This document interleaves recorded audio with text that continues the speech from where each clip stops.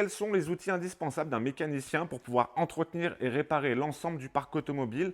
Je vais te montrer tout ça, bien entendu, je vais exclure tout ce qui est pont élévateur, machine à pneus et compresseur. Bon, déjà, on la connaît, on a la servante avec toutes les douilles adéquates, les tournevis, les clés plates, celle-là, elle est mal rangée. Ensuite, on a un peu de merdier par là, les petites clés plates à cliquer, un peu de tout. Voilà, c'est pas forcément tout le temps bien rangé. Celui-ci, logiquement, c'est pas mal. On a toujours un tiroir à merdier.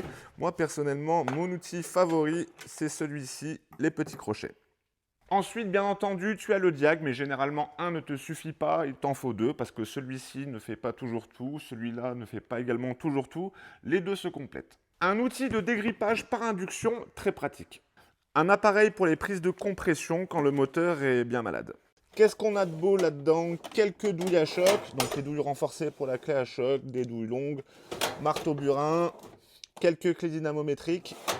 Qu'est-ce qu'on a de beau? Mallette pour le réglage du carrossage, logiquement il est adapté pour les Volkswagen, mais on peut le monter sur d'autres véhicules. Petit coffret d'extraction des bougies de préchauffage cassées, quand tu les as cassées dans la culasse, avec ça, logiquement on peut les ressortir. Coffret de nettoyage des puits d'injecteurs, quand on vient remplacer un injecteur, un joint, il faut effectivement nettoyer le puits avec ça. Repousse-piston pneumatique, notamment pour le remplacement des freins à air sur ton véhicule. Des petits embouts plats qu'on peut adapter sur le cliquet, très pratique pour remplacer les sondes lambda et quelques tuyaux. Coffret de calage pour les distributions sur les Fiat, celui-ci il est tout neuf, faut que je le passe en garantie, regarde il a déjà cassé. Celui-ci c'est le coffret de calage pour le PureTech en Atmo. Idem pour le PureTech, mais celui-ci c'est pour le moteur suralimenté. Je vais bien entendu pas tous te les faire, mais là on a que des coffrets de calage pour les distributions. Celui-ci c'est pour l'EcoBoost, un petit purgeur de frein. Un peu d'électroportatif, la disqueuse, la petite clé à choc, une visseuse à choc, ça c'est la perceuse, ça c'est ma préférée.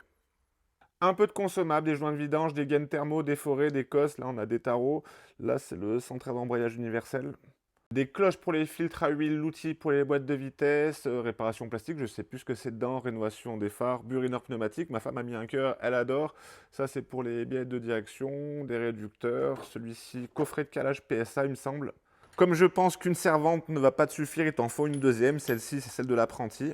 Celle-là c'est celle de ma femme, d'ailleurs ce serait peut-être bien qu'elle nettoie un petit peu tout ça. Le booster pour redémarrer ta voiture, la mallette pour les fuites de refroidissement, testeur de batterie, extraction des poulies débrayables des alternateurs. Là, on a l'écrit coffret poids lourd. Je ne vais pas pouvoir tout te montrer pour la simple et bonne raison que la vidéo durerait plus de 2 heures. Mais je pense que tu l'as compris, aujourd'hui, pour réparer nos véhicules actuels ou plus anciens, il nous faut une tonne d'outillage. Bonne journée à la bise, ciao.